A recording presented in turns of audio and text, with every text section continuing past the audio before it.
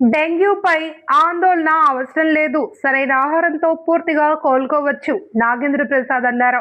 రాయదుర్గంలో నిర్వహించిన డెంగ్యూ అవగాహన సదస్సులో మలేరియా సబ్ యూనిట్ అధికారి నాగేంద్ర ప్రసాద్ మాట్లాడుతూ సకాలంలో వైద్య చికిత్సతో పాటు ఓఆర్ఎస్, కొబ్బరి నీళ్లు, బొప్పాయి, దానిమ్మ, నారింజ లాంటి పండ్ల రసాలు తీసుకుంటే డెంగ్యూ నుండి త్వరగా కోలుకోవచ్చు అన్నారు.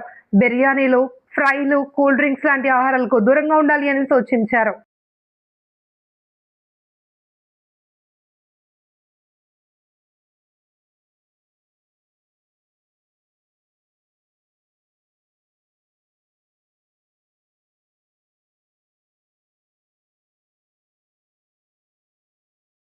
ఈ డెంగ్యూ జ్వరం అనేది సాధారణమైన వైరస్. అంటే మనకి దగ్గు జలుబు ఎట్లా వస్తుంది, అదే విధంగానే డెంగ్యూ జ్వరం కూడా భయపడాల్సిన పని లేదు. ఎప్పుడు భయపడాల్సిన పని లేదు?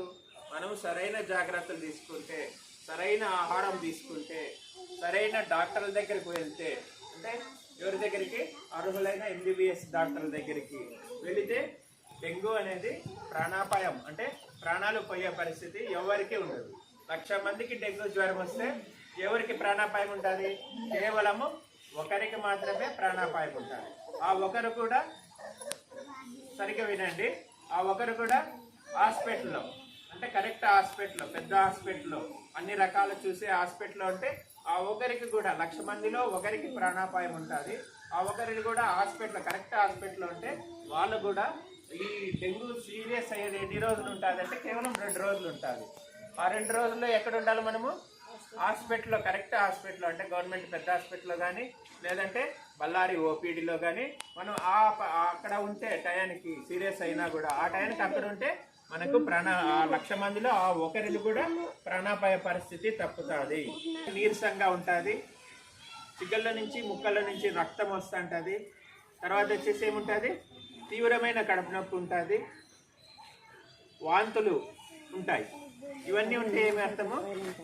డెంగ్యూ అనేది చాలా సీరియస్, వెంటనే హాస్పిటల్కి పోవాలి.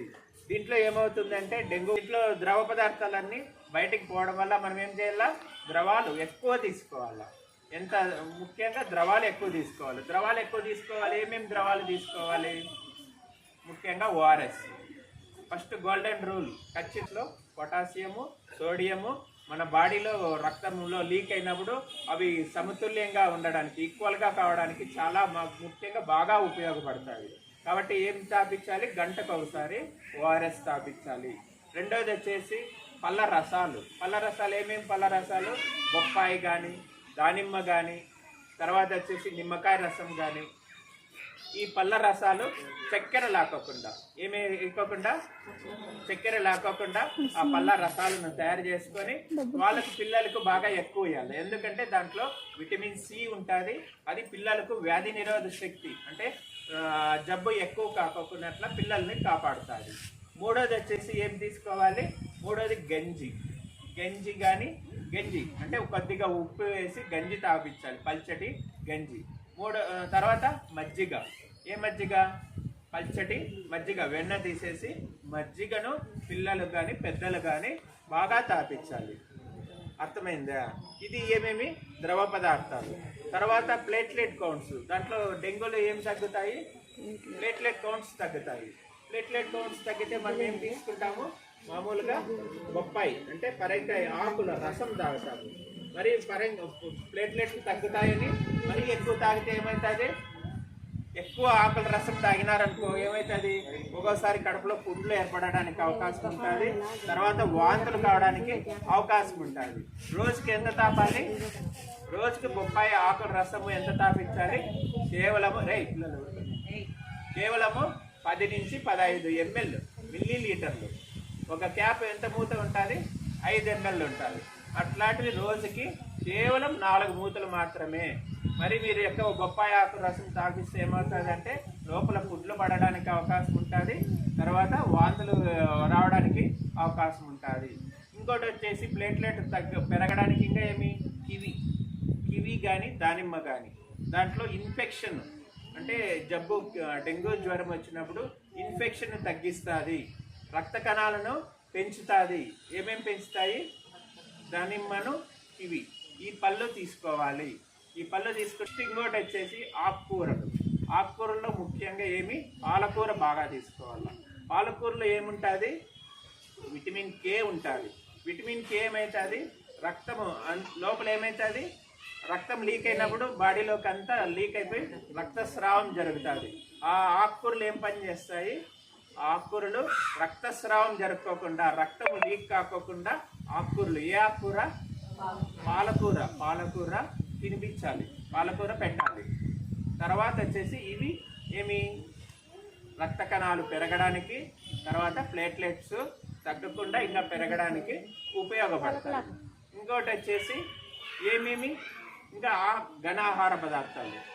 ఎటువంటి ఆహారం పెట్టాలి అంటే బాగా ఉడికించి, ఎటువంటి ఆహారము అంటే బ్యాళ్ళు, అన్నము మెత్తగా ఉడికిచ్చేసి వాటిని పిల్లలకు కానీ పెద్దలకు కానీ పెడితే వాళ్ళకు తొందరగా ఎనర్జీ వస్తుంది. ఏమొస్తుంది? తొందరగా ఎనర్జీ వస్తుంది. కాబట్టి వాళ్ళకు తొందరగా వీక్ కాకోకున్నట్ల, నీరసం కాకోకున్నట్ల ఉండడానికి ఉపయోగపడతారు. ఇంకోటి వచ్చేసి ఏమేమి తీసుకోకూడదు? డెంగ్యూ జ్వరం వచ్చినప్పుడు ఏమేమి తీసుకోకూడదు? డెంగ్యూ జ్వరం వచ్చినప్పుడు మామూలుగా కూల్ డ్రింక్స్లో అంటే ప్రిజర్వేటివ్స్ అంటే అవి ఎక్కువ రోజులు నిల్వ ఉండడానికి దాంట్లో మందులు వేస్తారనమాట. దానివల్ల కూడా ఈ రక్తము స్రావము ఎక్కువ జరగడానికి, వాంతులు బేదులు కావడానికి బేదులు ఎక్కువ అవుతాయి అన్నమాట. అందుకని ఎట్టి పరిస్థితుల్లోనూ కూల్ డ్రింక్స్ తీసుకోకూడదు. తర్వాత ఫ్రైడ్ అంటే బిర్యానీ, పలావు అట్లా ఫ్రైడ్ చేసిండే ఎక్కువ ఆహార పదార్థాలు తీసుకుంటే ఏమవుతుంది? యాసిడ్ పెరిగి లోపల అది కూడా రక్తస్రావాన్ని పెంచుతుంది. కాబట్టి అటువంటి ఆహార పదార్థాలను కూడా ఈ డెంగ్యూ జ్వరం వచ్చినప్పుడు కానీ తీసుకోకూడదు. ఈ విధంగా ఎన్ని రోజులు పాటించాలి? ఈ విధంగా డెంగ్యూ జ్వరం తగ్గిపోయినా కూడా 15 రోజుల వరకు మంచిగా పిల్లవాళ్ళకు ద్రవ పదార్థాలు ఇస్తూ ఉండాలి. ఏమేమి ద్రవ పదార్థాలు ఇప్పుడు నేను